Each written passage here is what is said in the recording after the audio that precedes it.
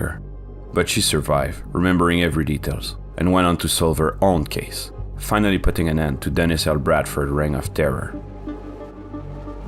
I wanted to help because I was the only living witness. In the small town of Dickinson, Texas, curious little girl Jennifer lives with her single mother Ellen in a small apartment in a bad neighborhood. As far as I can remember, back in my childhood, I just didn't like the dark or sleeping alone, so I found comfort in going to bed with my mom. We were all that we had, was each other. On August 9, 1990, at 2:30 a.m., Ellen exceptionally asked Jennifer to go sleep in her own room because she needed to wake up early the next morning.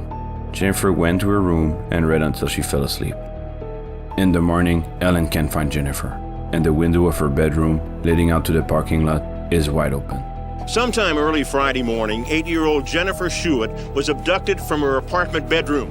Jennifer's mother entered the bedroom and found the bedroom window open and her daughter gone. When Jennifer, there was no sign of her, she was just gone. After the police arrived, they went on the hunt right away. It started to become evident very quickly to the officers that this was not just a runaway case. As anything new develops, I'll be more than happy to talk with you all about it. Later that day, at 6:30 p.m., the police received a call from some parents in the area. Their kids were playing in the field beside the town and tripped over something. Horrifyingly, they realized it was the body of a little girl. And I remember being put into the life flight helicopter. At this point, they knew they were running out of time. They had to get her to an hospital. As she's airlifted, I'm thinking that we're obviously going to have a murder case here. Her injuries were so serious that her survival was unlikely. Jennifer's condition was grave. Her throat had been cut from ear to ear.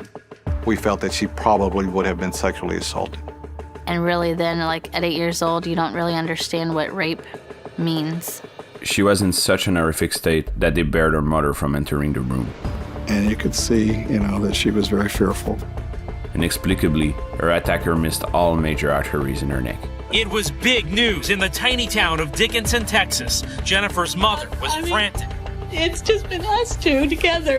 We completed her surgery. Her airway is stable. When Jennifer regained consciousness after the surgery, her behavior suddenly changed. I was kind of a hard patient to deal with because I had a lot of male doctors and I was scared of males. The Dickinson Police Department dispatched a whole squad to serve her a room in the hospital. With this, plus all the male doctors and staff, Jennifer ended up in a constant state of panic. Everyone was a suspect in my book.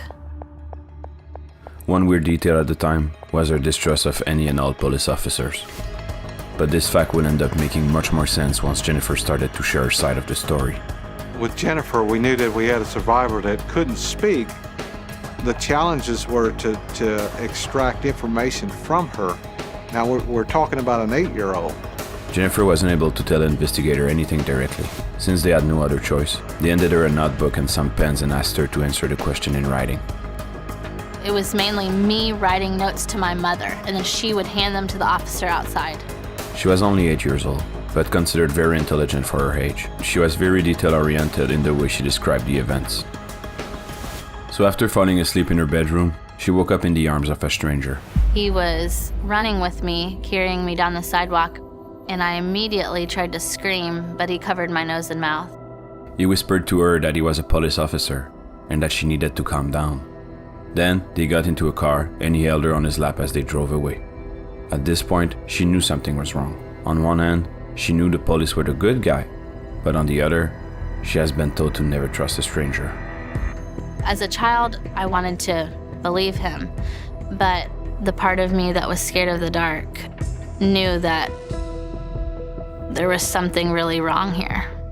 This tipped the investigator on why she wouldn't trust no males, especially not police officers. I started to realize that I had actually been kidnapped. I was very afraid of what would happen next. To calm her down, the man pulled his car into the local elementary school. There, he said they'd wait until the sun comes up for her mom to come and pick her up. I remember anxiously waiting for those headlights, but they never came. The man was smoking and drinking and offering her candies, a big red flag for anyone familiar with stranger danger or other child safety program teaching school around that time. I remember him saying, well, your mom's not coming, and starting up the car. They drove outside of town and pulled up to a field. There, Jennifer started to ask questions. I was a very curious 8-year-old. I was kind of interrogating him. I was wanting him to prove to me that he was a police officer. I wanted to know, where's your gun? Where's your badge? He told me once parked that his gun was in the back seat. So I stood on the front bucket seat of the vehicle to look into the back seat. And this is the moment it happened. Out of respect for Jennifer and the other victims of her attacker, we won't be covering the assault, as it is extremely graphic. When she woke up, she was being dragged by her ankle, naked, in the middle of a field. It's crazy to think that someone that young will know exactly what to do in that type of situation. But she played dead, knowing that it was her only chance at survival. And he dropped my legs. I heard him walk off. He left her for dead, on top of an anthill.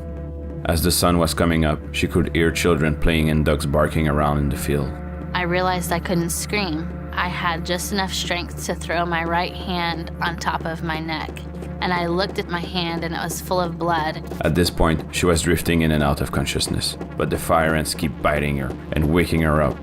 And even as death was lurking in, she kept reminding herself of all the details she witnessed, thinking that if she survived, she would catch him. I remember saying that he looked greasy and like he may have had a scar or something on his face. I remember writing down that there were beer cans in the car and the brand of cigarettes that he had, just every little detail that I could remember, everything that I thought would help in finding him. By asking him questions while she was in the car, she even got him to tell her his name. And so I wrote, he said his name was Dennis. A sketch artist was brought in to help her turn her memories into something the police could use. I couldn't talk, and I'm trying to describe a person through notes. Without saying a single word, Jennifer was able to help produce this. But sadly, this didn't sound like a strong case to the police. They reached out to the public with the sketch to no avail, and in the end, the small police department didn't uncover anything, except some pieces of clothing from Jennifer and her attacker, lying in the field. It was just so frustrating to me to not be able to say what I wanted to in the way that I wanted to say it. She would try to express her disagreement and get even angrier by the fact that she couldn't speak her mind anymore. And this is when a miracle happened. In one of her mute rants, a tiny little sound came out of her mouth. Doctors were shocked since her vocal cords were basically cut in half and were never expected to reconnect. But somehow, they started to heal. I even regained my voice while I was in the hospital. I like to say I haven't shut up since. Soon after that, she was discharged from the hospital, went back home, and even returned to school the next year. But going back out into this world where you were just so viciously attacked, who would want to go back into that? She wasn't the only one going through trauma at this time. The entire small town of Dickinson followed. Because the whole community was on edge. No one knew who had done this to me. The police added more staff to its department and started to position officers in schoolyards and even inside classrooms. As time is progressing, the leads are getting colder and colder and you're losing your resources. It's very frustrating. The case gets cold. And Jennifer ended up waiting for 18 years with no sign of progress on her case. And then I got a phone call that Detective Tim Cromie would be taking over my case and he wanted to meet with me. For the first time in years, a police officer asked to meet with her. He told her something which gave her hope. Sitting down with Jennifer for the first time, I told her, I said, Jennifer, I will do whatever I can do in my power till the end of my career to get you the answers that you need for this case. And that simple sentence changed my life. I felt like he was as dedicated to the solving of my case as I was. It was a unique aspect of having Jennifer there to help with certain aspects of the case that otherwise we had never known. I really wanted to be a part of the solving of my own case. I wanted to help because I was the only living witness. He contacted the FBI and asked them to analyze the pieces of clothing they found in the field 18 years prior. Often working cold cases, time is your enemy. People forget, people move away, people die. This was one of the benefits of time in our case, was the advances of technology in the DNA field. As time went on, and it took so long, my optimism faded. If we didn't get a DNA hit, I wondered if we were ever going to solve this case. The procedures took an entire year, but weren't fruitless. It was 2:30 in the morning. My phone rings, and it's the DNA lab. The DNA examiner told me we got a hit. On September 22, 2009, the FBI gave them a name: Dennis Earl Bradford. Who? Who is that? We never saw that name in a report. When Tim and I made the connection back to the notes that Jennifer wrote saying his name was Dennis. Jennifer was 8 years old, on pain medication, couldn't speak, and then all these years later, for that to actually be the fact. At that point, it was monumental that this girl was so accurate. He was a 39-year-old man from Arkansas who had just been released from prison for another kidnapping.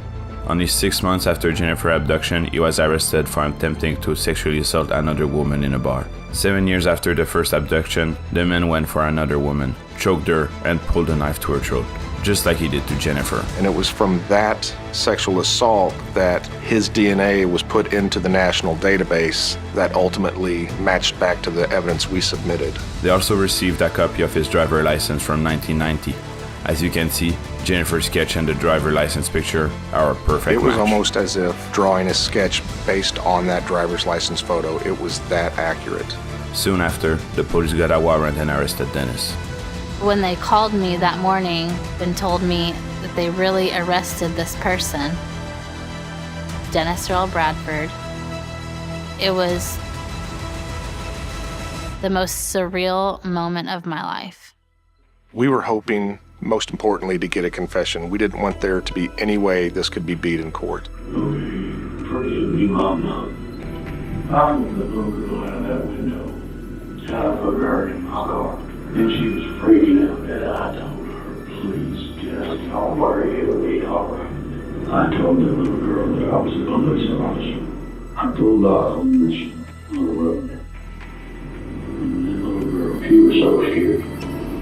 I just lost her. I was like a savage animal. Getting forced myself to save her. I don't know why. I don't know why. Many times I wanted to just end it. I never had guts. For the announcement of the capture of Dennis, Jennifer took the stand in front of the media. Above all, I'd like to thank Detective Tim Cromie with the Dickinson Police Department and Special Agent Richard Renison with the FBI for all of their hard work and dedication over the last year and a half, and for his promise from day one, never giving up on my case, and for hearing my voice and seeing my determination. She then started to prepare for the trial, in which Dennis would be pleading guilty. Anything to say to Jennifer Schuett, Dennis? So we were like, wow, how great would it be to pick August 10th, 20 years to the day of the attack, and kind of just come full circle and close it out. I remember staying up late, endless nights, trying to perfect my victim impact statement, just trying to perfect what I wanted to say. I had 19 years worth of things to say to this person. But in the end, that trial never happened, because Dennis hung himself in his cell once he was incarcerated. On the day the trial would have taken place, she went to his grave and read her victim impact statement to him. Dennis Bradford, you chose the wrong little 45-pound, 8-year-old girl to try and murder, because for 19 years, I've thought of you every single day and helped in searching for you. In my heart, I knew you were out there. And now I know, listening to my heart all of these years and never giving up on finding you, I was right. She was wondering if this could give her closure of some sort, if he could hear her from beyond. And at that very moment, she was bitten by a fire ant, just like the ones from that day on the field. To her, this was a sign, the final note to her story. Throughout this journey, I've had two main goals, and they were to find the man who kidnapped, sexually assaulted, and attempted to murder me 19 years ago so that he could not hurt anyone else, and to use my voice in telling my story to as many people as I possibly could in hopes that I may encourage other victims of violent crime to stand up and speak out against criminals. Today, I can say very proudly that I have accomplished both of these goals. I hope that my case will remain as a reminder to all victims of violent crime to never give up hope in seeking justice, no matter how long it may take or how hard it may be. With determination and by using your voice to speak out, you are capable of anything. Even if the scars will never go away, Jennifer refused to let her victim status prevent her from living her life. She even attempted to start a family. But unfortunately, because of the violent sexual assault she had gone through, she was told it was pretty much impossible for her to conceive a child. But after sharing her story, a doctor came forward to help her. When Jonathan and I found out that we were expecting, we were in complete shock. 2 years later, they had their first daughter, and then a son. It's like, pinch me, who would have thought? They're really my happy ending. Today, she continued to raise her voice as a victim advocate. He tried to silence her, but she was always stronger, even as a child. I am not a victim, but instead victorious.